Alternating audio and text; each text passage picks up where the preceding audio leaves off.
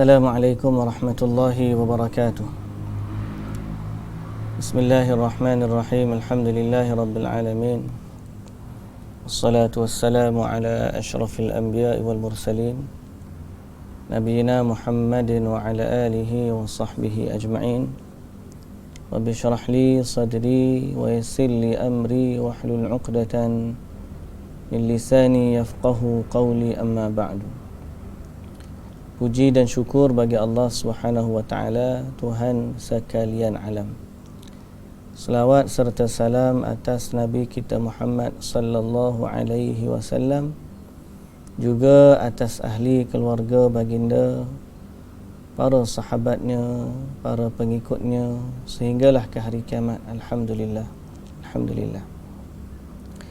Muslimin dan muslimat yang dirahmati Allah Subhanahu wa taala sekalian, alhamdulillah pada pagi ini kita diberi peluang oleh Allah Subhanahu wa taala untuk meneruskan bacaan kita pada kitab hadis 40 berkaitan dengan Al-Quran. Dan dalam membacanya kita juga mengingatkan diri kita akan kepentingan kita untuk berdamping dengan Al-Quran dan menjadi sebahagian dari ahli Al-Quran. Nak sebut tu mudah, tapi nak iltizam, nak istiqamah dengan bacaan Al-Quran itu memerlukan mujahadah. Jadi sebab itu kita sangat memerlukan motivasi untuk menguatkan mujahadah kita agar dapat membaca atau dapat istiqamah membaca Al-Quran. Alhamdulillah, di PQDM Quran Daily Malaysia, maka dihidupkan halaqah-halaqah untuk tadabbur Al-Quran. Jadi bersamanya kita juga mengharapkan agar dapat dihidupkan halaqah-halaqah tilawah. Kita ada dua, tilawah dan tadabbur, atau tadarus dan juga tadabbur. Tadarus ni kita betulkan bacaan kita, tadabbur kita menghayati maknanya. Jadi mudah-mudahan kita tidak mengabaikan salah satu dari keduanya.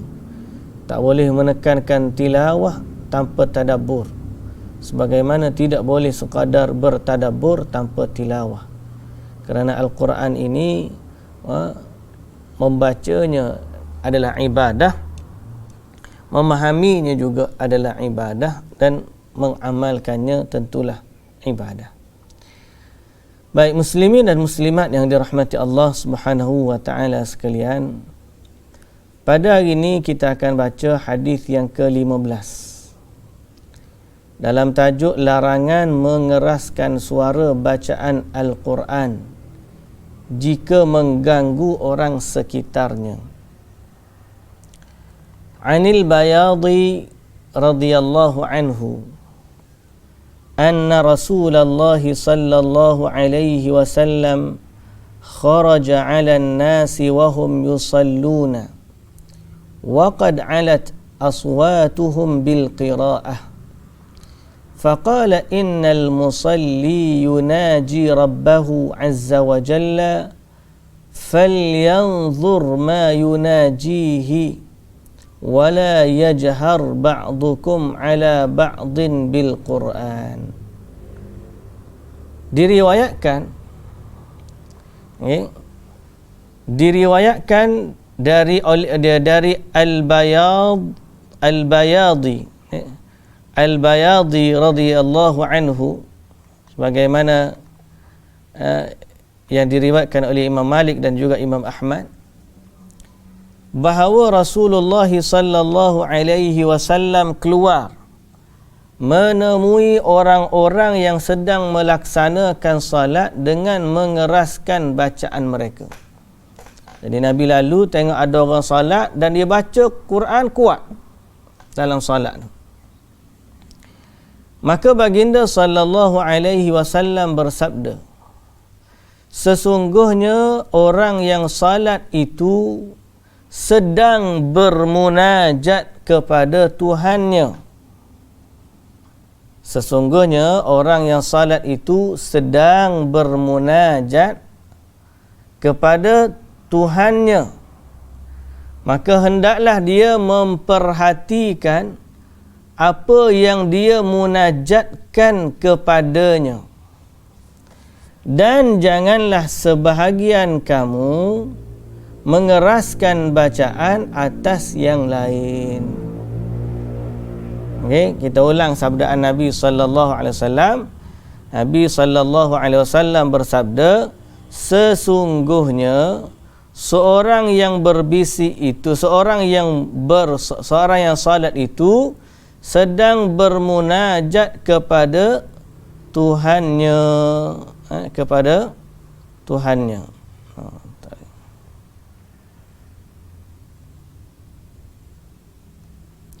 Sesungguhnya orang yang salat itu sedang bermunajat. Saya tak terjemahkan berbisik sebab lafaz hadis ni asal yunaji, iaitu bermunajat, yunaji, bermunajat kepada Tuhannya. Falyanzur ma yunajihi, maka perhatikanlah atau hendaklah dia memperhatikan apa yang ia munajatkan kepada Allah. Wala yajhar ba'dukum ala ba'din bil Quran, dan janganlah dia, janganlah sebahagian kamu mengeraskan bacaan atas sebahagian yang lain. Baik, matan hadis tu macam tu. Faham tak? Nabi sallallahu alaihi wasallam lalu ada beberapa orang sedang salat dan mereka menguatkan bacaan mereka. Lalu Nabi menegur mereka, jangan kuat. Sesungguhnya kamu bila salat, kamu sedang bermunajat kepada Allah, maka perhatikan apa yang kamu munajatkan. Janganlah seorang daripada kamu menguatkan suara atas sebahagian yang lain. Okey, hadis tu faham Pelajaran dari hadis, kita baca yang ni dulu. Hendaklah setiap Muslim menjaga sikapnya terhadap orang lain ketika membaca Al-Quran, baik di dalam salat maupun di luar salat, dan menghormati ibadah-ibadah yang dilakukan mereka khususnya di masjid. Maka tidak dibolehkan bagi kita untuk mengganggu orang yang salat walaupun kita sedang membaca Al-Quran. Jadi kalau ada orang solat macam tadi, orang ni solat pakat menguatkan bacaan sehingga terganggu solat antara satu sama lain. Jadi dalam hadis ni mengingatkan kita tidak boleh mengganggu orang solat walaupun kita menguatkan bacaan Al-Quran. Okay? Kalau kita ni baca seorang-seorang dalam bilik, okeylah. Ni kalau kita baca kuat sehingga mengganggu orang lain nak salat, maka tidak dibolehkan untuk menguatkan bacaan. Kalaupun bersendirian, janganlah sampai kita baca kuat tu lupa bahawa kita sedang bermunajat kepada Allah Subhanahu wa ta'ala. Okey? Jadi bacalah dengan bacaan yang sederhana dalam salat, seolah-olah kita sedang bermunajat kepada Allah, dan bacaan yang tidak mengganggu orang lain. Okey. Nanti kita baca perbahasan hadis ni ada sedikit. Baik. Dan janganlah sebahagian kamu mengeraskan bacaan atas yang lain. Ini adalah sebuah perintah umum yang mencakupi keadaan di dalam salat maupun di luar salat. Baik, ada orang tu dia tak salat pun tapi dia nak berzikir. Mari orang ni baca kuatlah bacaan dia sampai mengganggu orang. Boleh ke tak boleh? Jawapan dia sama juga. Antara faedah hadis ni, kita kena bermunajat baca Quran dengan kefahaman, dengan kesedaran bahawa kita sedang bermunajat, yakni berbicara, berbisik ataupun bermunajatlah, berbicara dengan bersendirian dengan Allah Subhanahu wa ta'ala. Baik, hadis ni ada beberapa faedah. Okey. Faedah lain lah daripada yang kita dah sebutkan tadi. Pertama juga hadis ni faedah dia selain daripada larangan mengeraskan suara sehingga mengganggu orang lain solat ataupun mengeraskan suara sehingga mengganggu orang lain berzikir, faedah yang ketiga adalah al-khusyu' ruhus salah. Dalam hadis ni juga mengingatkan bahawa kita kena khusyuk dalam solat. Dan dalam solat ni bila kata kena khusyuk, kita kena ikhtiar untuk kita khusyuk dan juga kita kena ikhtiar agar tidak mengganggu kekhusyukan orang lain. Okey? Kekhusyukan orang lain. Baik. Jadi al-munajat ni asalnya munajat ni bercakap dua orang bersendirian. Tu munajat lah asalnya. Jadi dalam soal solat ni biarlah kita solat dengan kesedaran kita sedang berbicara dengan Allah Subhanahu wa taala. Baik, ada persoalan. Sekarang ni kadang-kadang kita ni satu bacaan Quran kuat. Apa halnya kalau tiba-tiba dia pasang kaset? Dia pasang radio. Macam kita lah kan, kadang-kadang hak isu timbul tu. Orang tengah solat, tiba-tiba terganggu dengan suara speaker masjid. Apa? Tarhim. Tarhim kan? Bukan tahrim, tahrim lain. Tarhim. Sebelum waktu. Kalau baca seorang pun Nabi tak bagi dah. Apa hukum tiba-tiba bacaan kuat tarhim ke atau pasang di mic ke sehingga boleh mengganggu orang lain sedang solat? Apa hukum dia? Satu. Ataupun timbul masalah orang kita ni dia suka baca ramai-ramai kumpulan. Jadi malam Jumaat orang lain nak baca kahfi, dia baca Yasin. Kemudian dia baca Yasin, baca pula kuat-kuat, ada air pula tengah-tengah tu. Kan? Air penawar dan sebagainya. Baca kuat sehingga orang lain yang nak baca tu tak boleh. Atau dalam masalah lain tiba-tiba zikir lepas solat. Kalau kita nak luaskan lagi kefahaman dia, hadis ni membawa maksud jangan mengganggu orang solat walaupun dengan membaca Quran. Walaupun dengan baca Quran, jangan ganggu orang sedang solat. Tiba-tiba pak kita ni lepas solat, Assalamualaikum warahmatullahi, Assalamualaikum warahmatullahi, ada orang bangun sebab dia masbuk, tertinggal nak cukupkan rakaat dia. Ada orang bangun nak solat sunat.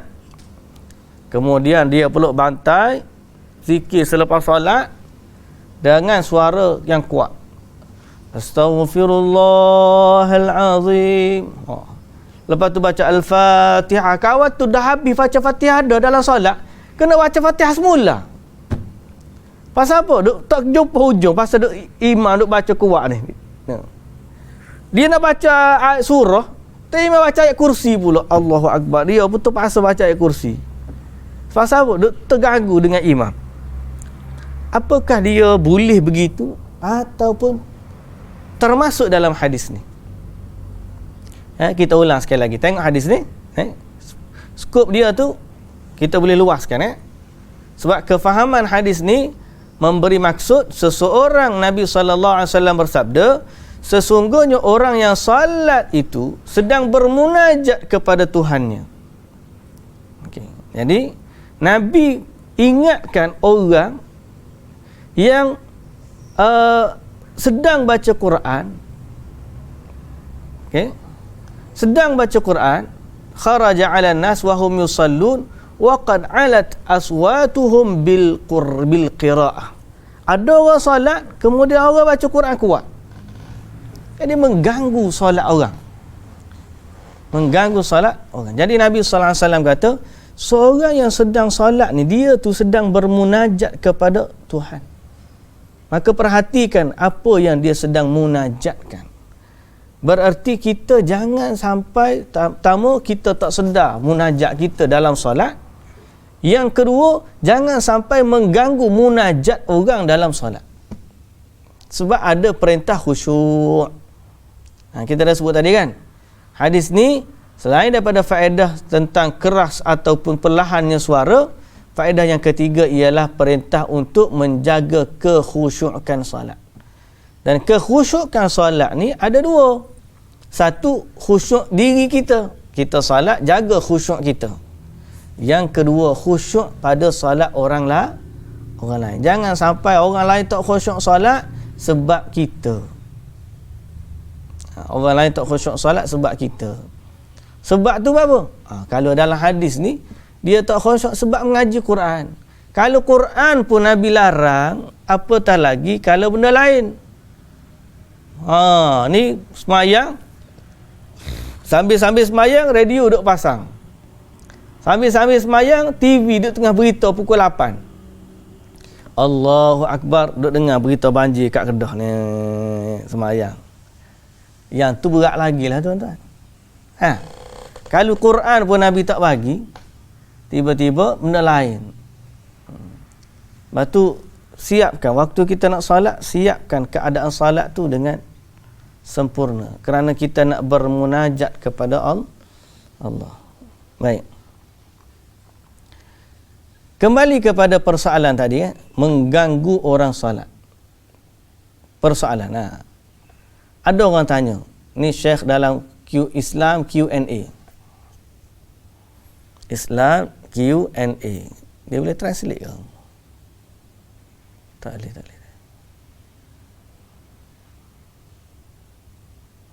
Tak boleh.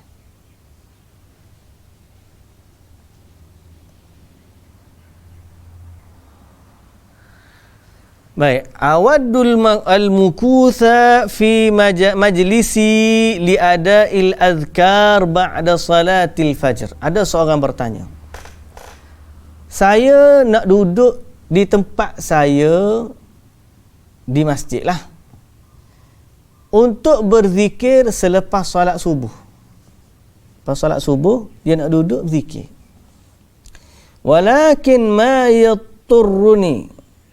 yatturuni lil mughadarah, tapi apa yang menghalauku atau menjadikan aku keluar daripada masjid.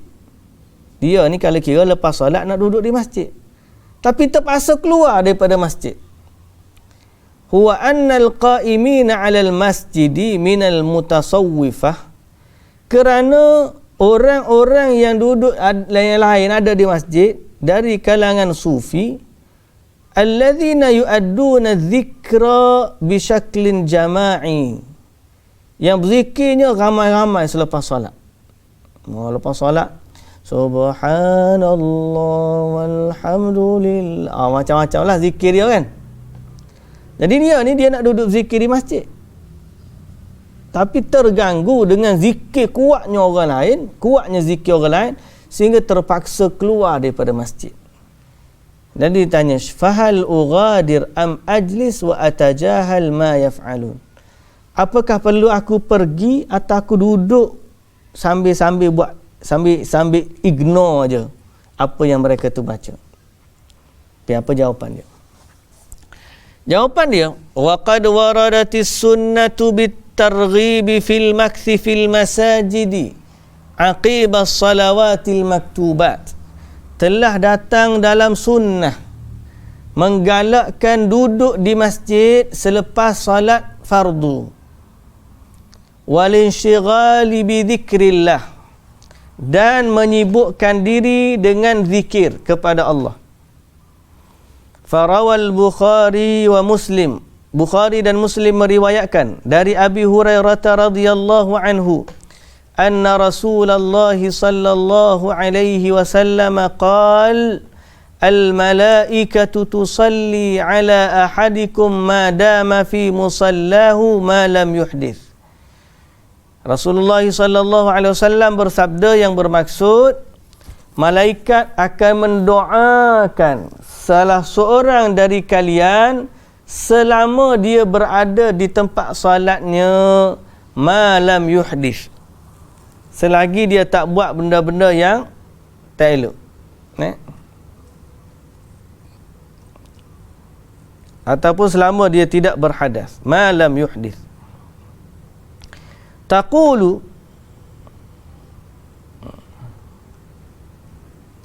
Allahumma ighfir lahu, Allahumma arhamhu. Malaikat tu mendoakan orang yang duduk tempat solat dia tu, Allahumma ighfir lahu, ya Allah ampunkanlah dia, ya Allah rahmatilah dia. Wala yazalu ahadukum fi salatin ma damatis salatu tahbisuhu. Maka seorang itu senantiasa mendapat pahala salat selama salat yang menghalangnya keluar. La yamna'uhu an yanqaliba ila ahlihi illa salah, tidak menghalangnya daripada balik kepada rumah kecuali salat. Jadi dia tak balik tu sebab dia duduk tunggu salat je. Dia duduk di masjid dia tunggu salat. Maka orang ni selama dia tunggu tu dapat pahala. Jadi adanya kelebihan kita selepas solat duduk tunggu solat kemudian. Kan? Jadi hadis ni memberi maksud ada galakan kita duduk di masjid menunggu solat. Sambil-sambil itu berzikirlah kepada Allah. Baik. Jadi apa yang orang ni nak buat betul.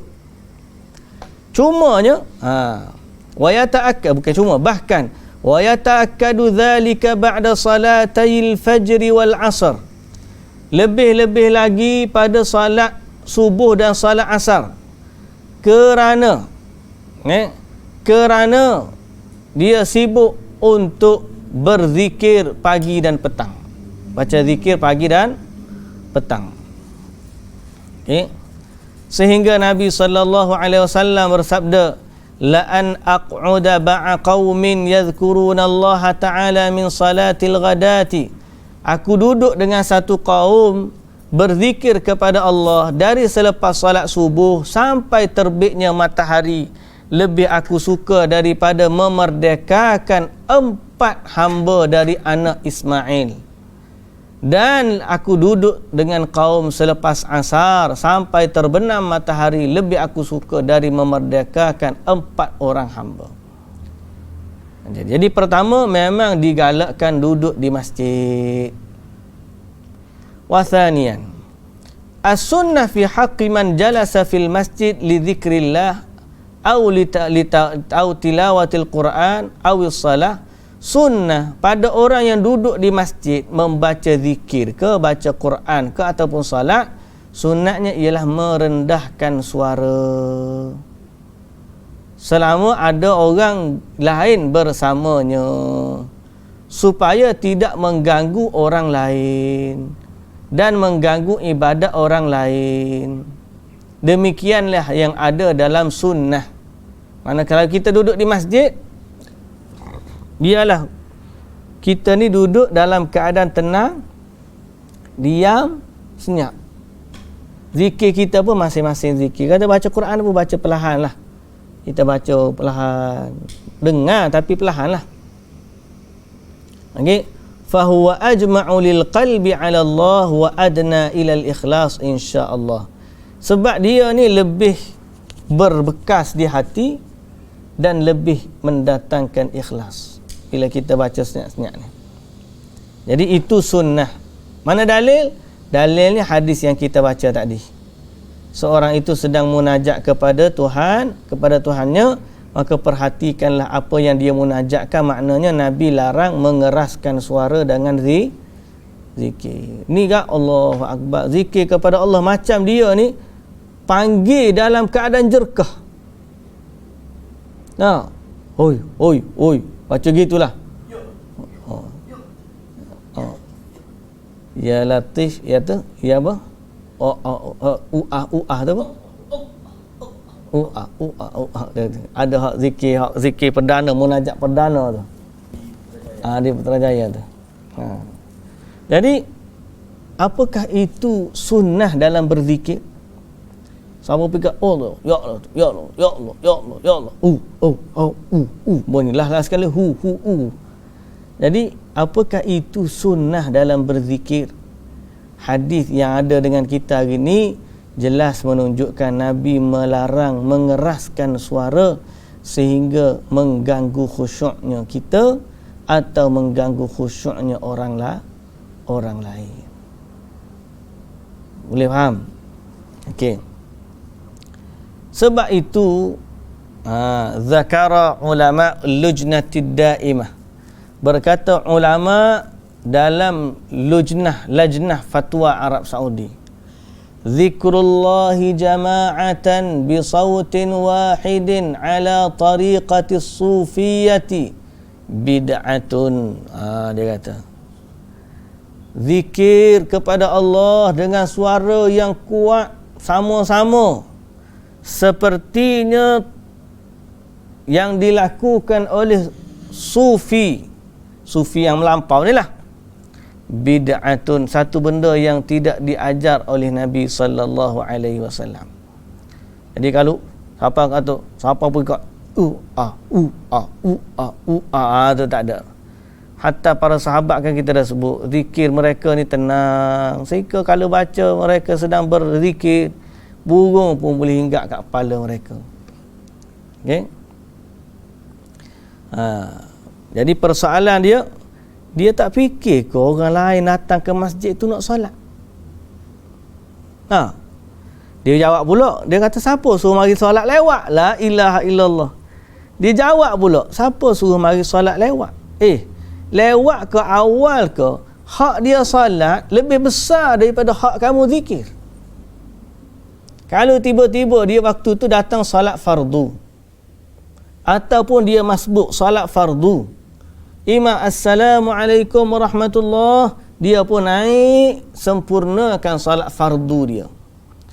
Ataupun dia masbuk sampai-sampai imam sudah pun selesai solat, dia pun datanglah solat sendiri belakang ataupun buat jemaah yang kedua di belakang.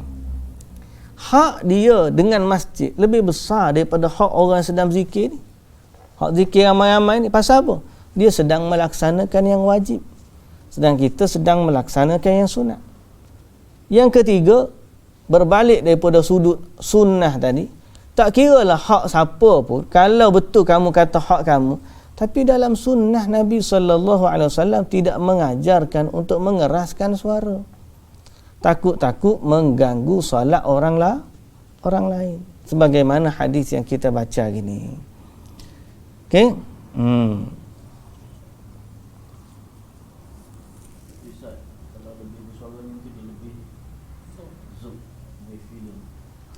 Feeling tu datang daripada mana? Feeling tu datang dari irama tu. Ya ilah illallah, la ilaha illallah, la ilaha illallah. Jadi kalau orang panggil dia tidak maknanya dia sudah jadikan dia sebagai satu alunan. Tenang dia tu dengan alunan tersebut. Sedang orang yang beriman bila dia berzikir, ketenangan tu datang pada penghayatan takwa dia, takut dia kepada Allah Subhanahu wa taala. Lafaz zikir itu sendiri atau ingatan dia kepada Allah Subhanahu wa taala. Baik. Jadi dalam soalan ni Syekh ni kata, kalau kamu mampu nasihatilah mereka supaya berhenti. Kalau tak mampu juga, pergilah solat jauh daripada mereka atau berzikirlah jauh daripada mereka agar tidak mengganggu zikir kamu. Kalau tak mampu juga, keluarlah daripada masjid dan berzikirlah di rumah di saat itu lebih afdal, kerana lebih mendatangkan khusyuk dalam zikir ataupun salat. Okey. Dan kalau kamu ada masjid yang lebih dekat kepada sunnah, jauh daripada perkara-perkara yang bid'ah, maka pergilah solat di sana, kerana dia lebih menenangkan hati dan menambahkan khusyuk. Payah juga lah ni kita duk main solat di rumah. Solat di rumah bukan zikir lagi dah. Anak main telefon, mari duduk belakang, mari gogang. Itu cabaran dia hari ni lah. Ini cabaran dia hari ni. Tapi al-asal hadis ni menceritakan asal kepada kita kena jaga khusyuk dalam solat dan jangan terlalu mengeraskan bacaan dan sehingga mengganggu khusyuk orang lain. Baik, muslimin dan muslimat yang dirahmati Allah. Hadis yang ke-16. Akhlak Rasulullah sallallahu alaihi wasallam. An Qatadah radhiyallahu anhu annahu ata Aisyah radhiyallahu anha faqala laha ya ummal mu'minin anbi'ini an khuluqi Rasulillahi sallallahu alaihi wasallam. Qalat alasta taqra'ul Qur'an? Qultu bala. Qalat fa inna khuluqa nabiyyillahi sallallahu alaihi wasallam kana al-Qur'an. Kana khuluquhu al-Qur'an. Baik. Diriwayatkan dari Qatadah rahimahullah, aku berkata kepada Ummul Mukminin.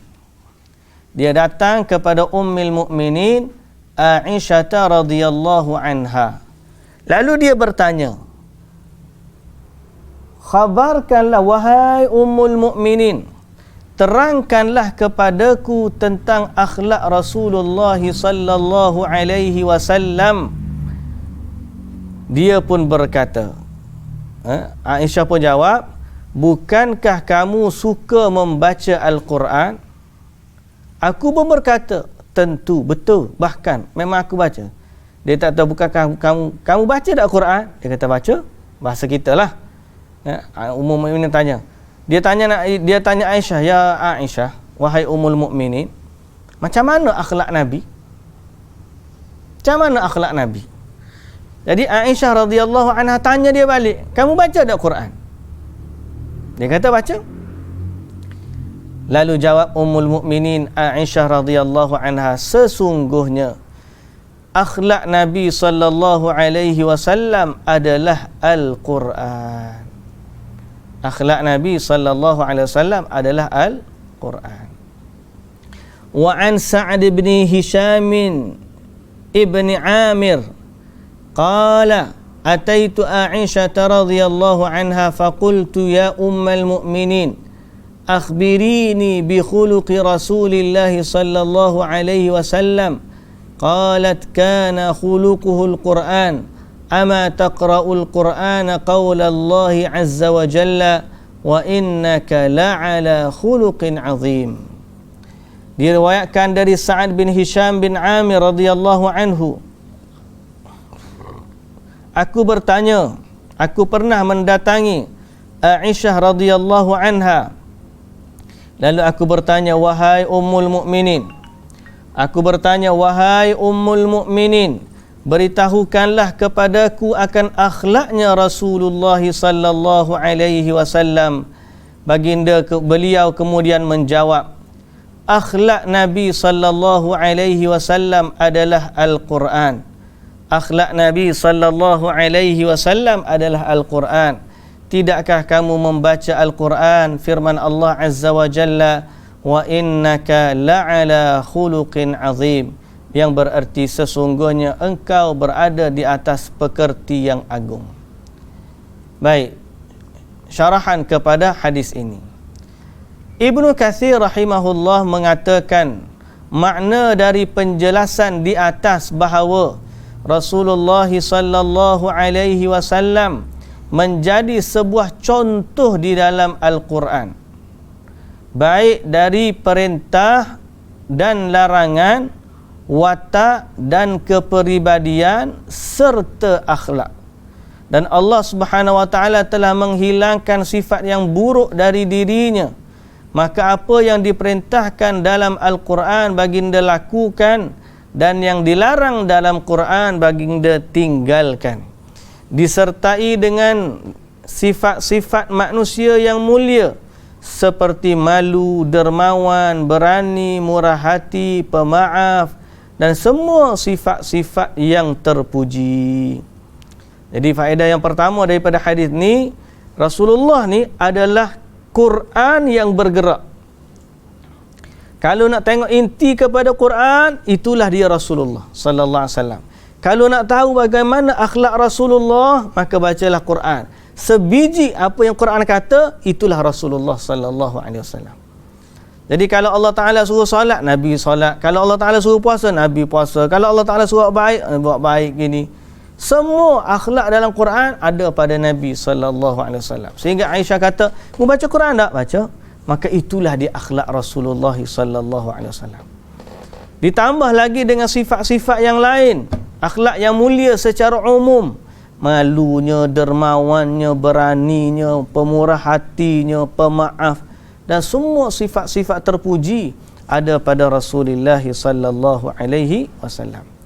Baik, yang kedua, wajib bagi setiap muslim menjadikan Al-Quran sebagai penyejuk hati, penenang apa yang merosakkan hatinya, beradab dan berakhlak dengan Al-Quran, mengerjakan perintahnya dan menjauhi larangannya, kerana hal ini yang menjadi pembeza dirinya dengan manusia lain yang tidak membaca Al-Quran. Jadi bererti kita pula sebagai umat bila baca Quran, maka mesti berakhlak dengan akhlak Al-Quran. Barulah dia beza kita dengan orang yang tak baca Quran.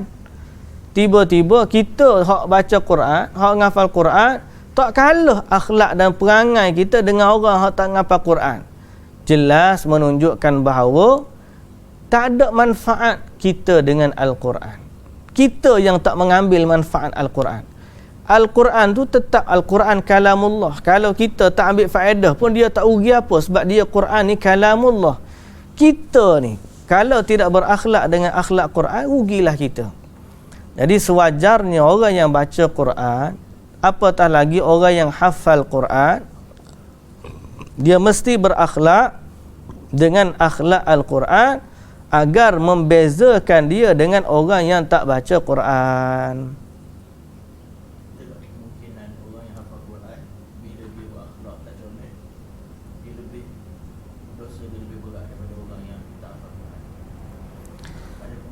Baik, soalan,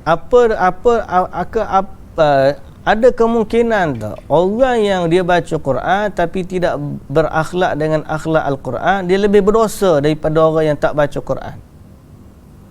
Jawapan dia iyalah. Takut memang rugi ya, tak ada.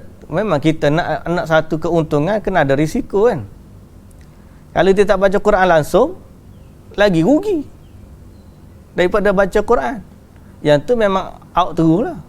Sekarang ni ada pandangan sah. Kalau orang tak hafal Quran tu, dia kata contoh dia sekarang dia hafal banyak lah. Kemudian hari dia kata kalau terlupa, dia kata dosa masa di asrama tu. Jadi dia tahu kalau terlupa tak dihafal banyak, nanti terlupa, dia kata terlupa dosa. Jadi dia pilih untuk tidak berdosa dan tidak berpahala. Duduk masih baina manzilatain. Jadi soalan, ada orang tanya, jadi kalau dia ni, kalau macam tu dia kata baik dia tak hafal Quran lah, nanti dia hafal Quran tak buat dosa pula. Jadi dia pilih untuk tidak berdosa dan tidak mendapat pahala. Tentunya pilihan tersebut adalah pilihan yang selamat, tapi bukan yang terbaik. Malah dibimbangi dia tak selamat pun. Pasal apa? Dia dapat dia buat akhlak tak baik juga. Bukanlah dia tak baca Quran kemudian dia tak buat benda tak baik. Dia mana dia ada niat dah dia nak buat benda tak elok. Cuma dia bimbang, takut dosa dia besar, dia tak ngaji Quran. Jadi dia tak nak pahala. Dia dah ready untuk buat biasa-biasa je. Dia tak nak kelebihan tu. Rugilah dia, jadi orang paling rugi. Sebaliknya, hak paling baik ialah kita belajar Quran, berusaha untuk memperbaiki diri. of course bila kita ni buat manusia, salah tu tetap ada. Jangan kata aku kalau baca Quran, kalau buat salah tak guna, tak payahlah ngaji Quran. Tak. Kesalahan tu siapa-siapa pun ada. Bukankah sebaik-baik orang yang bersalah adalah orang yang bertaubat? Makna dia baca Quran, dia buat salah dan beristighfar. Quran tu senantiasa mengingatkan dia, mu ni tak boleh ni sebab mu ahli Quran, istighfar. Mu ni, makna Quran ni jaga dia. Walaupun dia ni buat salah, tapi Quran tu tetap jaga dia. Pasal dia baca Quran. Tapi kalau orang tu daripada awal dia tak nak baca Quran, so dia tak letak modal, untung pun dia tak nak, penjaga pun dia tak nak. Rugilah. Okay? Ali bin Abi Talib radhiyallahu anhu berkata, barang siapa yang mengangkat dirinya sebagai pemimpin bagi manusia, maka hendaklah dia memulai dengan mengajar dirinya sendiri sebelum mengajar orang lain. Dan hendaklah pendidikan ini tercermin dalam tingkah lakunya sebelum pendidikannya itu dengan lisannya. Dahsyat. Jadi untuk menjadi pengajar Quran, kita kena berakhlak dulu dengan akhlak Quran. Menjadi pengajar dan pendidik dirinya sendiri lebih berhak mendapatkan penghormatan dari menjadi pengajar dan pendidik orang lain. Dalam bahasa mudah, bila kita baca Quran, makna Quran tu untuk diri kita dulu. Bukan untuk orang lain. Ni kita mengaji ilmu, semua untuk orang je. Ajar gitu, ajar gini. Tapi untuk kita tak itu. Allahu Akbar. Atamuruna an-nasa bil birri wa tansawna anfusakum wa antum tatluna al-kitab. Apakah kamu suruh orang lain buat baik, tapi kamu lupa kepada diri kamu sendiri sedang kamu membaca kitab. Afala ta'qilu. Tidakkah kamu berakal? Jadi tuntutan besar kepada orang yang mengaji Quran untuk beramal dengan Al-Quran dan berakhlak dengan akhlak Quran. Bukan untuk dia ngajar orang lain pun. Kalau dia tak jadi ustaz sekalipun, ada setengah orang tu dia tak nak ngaji ustaz. Dia tak nak jadi ustaz, dia nak ngapal Quran tapi dalam masa yang sama nak jadi profesional. Tetap saja dia kena berakhlak dengan akhlak Al-Quran. Tetap saja dia kena mentaati segala perintah Allah dalam Quran dan menjauhi segala larangan Allah dalam Al-Quran. Baik, berkaitan dengan akhlak ahli Quran ni sebenarnya famous. Bab ni famous. Ada kitab pun. At-Tibyan fi adabi hamalatil Quran. Ada kitab Al-Mukhtasar fi akhlaqi hamalatil Quran lil Ajurri. Tapi saya nak ambil satu artikel lah untuk memudahkan kita baca tentang adab. Ada seorang bertanya dalam soal jawab Q&A juga, soal jawab Islam Q&A. Dia tanya, hafiztul Quran mundu 8 sanawat. Aku hafal Quran dah 8 tahun. Lakinni lam uallimhun nas. Tapi aku tak mengajar, aku hafal Quran tapi aku tak mengajar Quran. Haitsu inni lam ajid man yad'uni li ta'limil Quran. Kerana aku tak jumpa nak mengajar Quran kat mana. Jadi soalan dia, fahal ana athim? Aku dosa tak? Aku tak mengajar Quran. Wa ma hiya wajibati hafizul Quran? Apakah kewajipan seorang hafiz Quran? Dia tanya Syekh. Dan ada setengah orang ni, dia satu lagi ada orang, dia bila dia tak hafal Quran, dia tak anggap dia ahli Quran. Sebenarnya berakhlak dengan akhlak Quran bukan semua kena hafal Quran. Setiap orang baca Quran kena berakhlak dengan akhlak Quran. Ni mata dia tak hafal Quran, dia kata saya bukan hafiz. Soalan Ummul Mukminin, mu hafal ke mu baca? Ummul Mukminin tanya tadi. Kita tengok balik hadis ni. Soalan Ummul Mukminin, dia kata apa? Beritahukan aku akhlaknya. Ummul Mukminin kata, tidakkah kamu membaca Quran? Nampak? Membaca tak Quran? Baca. Riwayat pertama ni, bukankah kamu suka baca Quran? Ada dia kata hafiz ke? Tak ada. Dia kata membaca Quran tak? Mana setiap orang yang baca Quran kena berakhlak dengan akhlak Quran. Ada orang dia tak ngaku dia ahli Quran pasal dia tak masuk mahad tahfiz.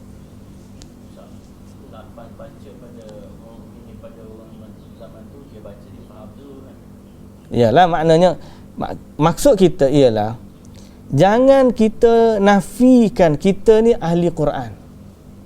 Sebab kita ni bukan mahad tahfiz. Kita bukan hafal Quran. Sedang kita ada kemampuan untuk membaca dan memahaminya. Jadi tuntutan ni sebenarnya tuntutan berakhlak dengan akhlak Al-Quran adalah tuntutan untuk setiap Muslim. Bukan tuntutan untuk para penghafal Quran semata-mata. Dia adalah tuntutan untuk setiap Muslim. Boleh faham? Jadi back to soalan tadi. Dia kata aku ni ngapal Quran 8 tahun tapi tak ngajar. Okey? Dosa tak kalau aku tak ngajar Quran? Dan apa kewajipan seorang hafiz Quran? Baik, pertama Syekh ni jawab, belajar Quran dan mengajarkan dia termasuk ilmu yang paling mulia, amalan paling mulia dan paling afdal. Kerana Nabi SAW bersabda, khairukum man ta'allama al-Qur'ana wa 'allamah. Kemudian dari hadis yang diriwayatkan dari Abi Umamah Al-Bahili bahawa Rasulullah SAW bersabda, kemuliaan orang alim ke atas orang abid seperti kemuliaan Nabi SAW berbanding orang yang paling rendah kedudukannya di kalangan kamu. Dan sesungguhnya Allah dan malaikat dan penduduk langit dan bumi sehingga semut di sarangnya dan sehingga ikan di lautan akan mendoakan orang yang mengajarkan manusia kebaikan. Besarnya fadilat orang yang mengajar Quran dan mengajar ilmu berkaitan dengan Al-Quran. Yang kedua, hukum mengajar Quran ni fardu kifayah. Kalau tiba-tiba dalam satu tempat tu tak ada langsung orang mengajar, maka dia boleh jadi berdosa. Akan tetapi oleh kerana ada orang lain yang mengajar, tidaklah dosa tu ditanggung semua. Sekiranya dia kata, kalau tak ada orang yang tepat tu boleh mengajar Quran melainkan engkau, wajib engkau mengajar. Wajib. Kita pergi kampung kita, balik kampung kita, tak ada orang mengajar Quran. Kita bukan hafiz, cuma dulu duduk ngaji lah dengan ustaz sikit-sikit tak. Maka di saat itu wajib kita mengajar. Okay? Kemudian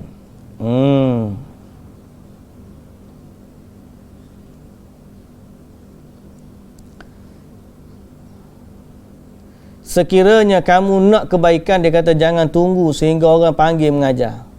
Sebaliknya engkaulah pergi kepada mereka dan ajaklah mereka untuk belajar dan menghafal. Jadi kita kena jadi penyeru kepada dakwah tersebut. Baik, ringkas kita lagi. Yang ketiga, ni baru dia kata seorang yang menghafal Quran mesti beradab dan berakhlak dengan akhlak Quran. Yang pertama, akhlak Quran adalah ikhlas. Niat dia ikhlas. Dia orang yang mengajar Quran ni kena ikhlas. Ikhlas di sini buat kerana Allah. Lepas tu dia pun kata, jadi kalau gitu tak payah ambil upah lah, ikhlas lah. Jadi ada orang yang memang tak nak ambil upah, tapi kalau itu dia memerlukan, kemudian sumber pencarian dia itu ambil duit tak apa, tapi dalam masa yang sama kena jaga keikhlasan kerana Allah. Ada pun orang mengaji ni jangan bayar dengan ikhlas saja. Bantulah guru tu dengan cara mana yang kita mampu. Yang kedua, an yata'ahadal Quran bil murajaah. Orang yang hafal Quran, akhlak dia ialah dia jaga Quran. Akhlak orang hafal Quran ialah jaga Quran. Jaga Quran sehingga tidak lupa. Jaga Quran sehingga tidak lupa. Yang ketiga, dengan dia mesti niat Quran itu kerana Allah, bukan tujuan untuk mendapat habuan dunia. Sama ada nak dapat harta, baca Quran ni nak dapat duit. Pasal orang baca, kalau baca duit ni orang bagi RM100. Jangan. Atau riasah, kamu baca Quran sebab nak suruh jadi orang lantik, jadi imam. atau jadi ketua, atau atau wijah atau nak dapat penghormatan. Bapa ni sebab dia hafal Quran sini orang hormat, jadi kita nak ngapal Quran. Au irtifa' ala aqrani, atau nak bersaing dengan kawan-kawan. Kawan-kawan dia semua dah ngapal Quran, dia jadi nak ngapal Quran juga. Ataupun dia nak tunjuk hebat, orang lain tak hafal Quran, dia hafal Quran, tak boleh. Au thana'in dan nas, atau nak dipuji oleh manusia, atau nak suruh manusia tengok kepada dia. Semua itu adalah tidak dibolehkan untuk belajar Quran. Yang keempat, mestilah dia memperindahkan akhlaknya dengan Al-Quran sebagaimana akhlak Nabi sallallahu alaihi wasallam. Yang kelima, mesti mengajarkan kepada manusia dan memahamkan mereka. Yang keenam, mesti berlembut dengan orang yang membacanya. Kalau orang ngaji dengan dia kena lemah lembut. Ataupun menghormati guru yang mengajarkannya. Mesti dia berlembut biman yaqra'a alaihi wa yurahibu bihi wa yuhsinu ilaihi. Mesti dia berlembut dengan gurunya. Hak ngajar Quran dia tu dia kena jaga molek. Okay? Yang seterusnya, jangan menyelisihi hukum hakam Al-Quran. Jangan menyelisihi hukum hakam Al-Quran. Dan ingatlah bahawa Quran ni Nabi SAW kata sama ada menjadi hujah memenangkan kamu atau membantu kamu, ataupun hujah yang menghukum kamu. Baik. Dan para sahabat dulu, dia bukan sekadar baca Quran untuk baca, malah dia baca Quran untuk memahami dan mengamalkannya. Sebagaimana Abdullah ibn Mas'ud, dia kata, kana ar-rajulu minna idza ta'allama 10 ayatin lam yujawizhunna hatta ya'rifa ma'aniyahunna. Adalah lelaki dari kami, kata Ibnu Mas'ud, sahabatlah ni, bila dia belajar Quran 10 ayat, dia tidak akan melepasi 10 ayat itu sehingga dia memahami maknanya, beramal dengannya. Tu sahabat. Dia baca Quran, dia faham dan dia amal. Ini akhlak yang sebenarlah. Kemudian an yatamayyaza bi lailahu an lailin nas. Mesti dia berbeza malamnya dengan malam orang biasa. Malam ahli Quran mesti berbeza dengan malam ahli orang biasa. Fayaqumu bihi li salatil lail qadra ma yuyassirullahu lahu min dhalik.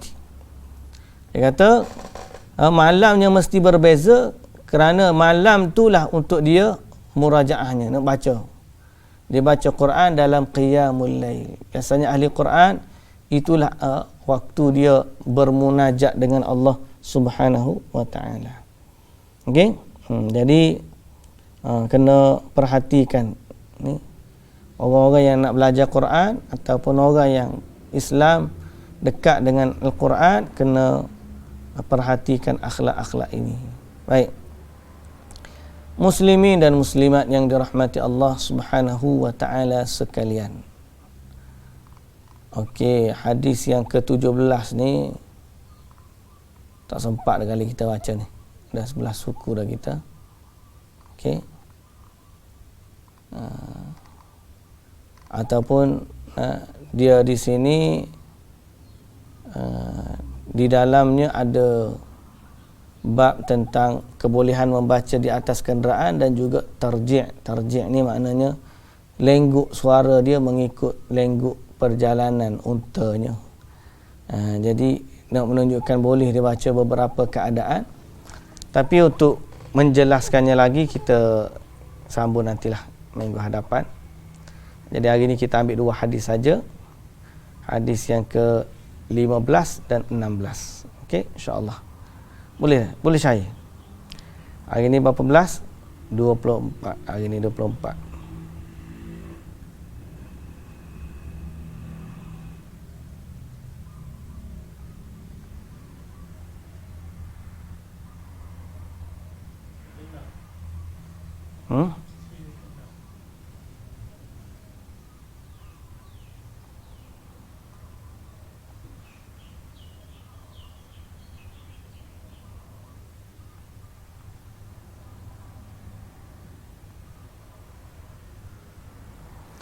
Okey, muslimin dan muslimat yang dirahmati Allah, saya juga nak ambil kesempatan di sini nak minta tuan-tuan puan-puan doakan ayahanda saya yang insya-Allah akan melakukan pembedahan besok hari di IJN.